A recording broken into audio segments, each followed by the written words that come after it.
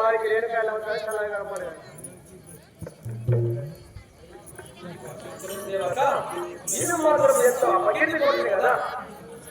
జీవం ఉన్నంత వరకు మాత్రము నా తల్లిని మాత్రం ఎక్కడ ఉన్న వ్యక్తి తీసుకొచ్చి మాత్రము నా తల్లిని చెప్పే నా తల్లి చెప్పేదాకా మాత్రము 20 చేయాలి మా అత్తయ్యకి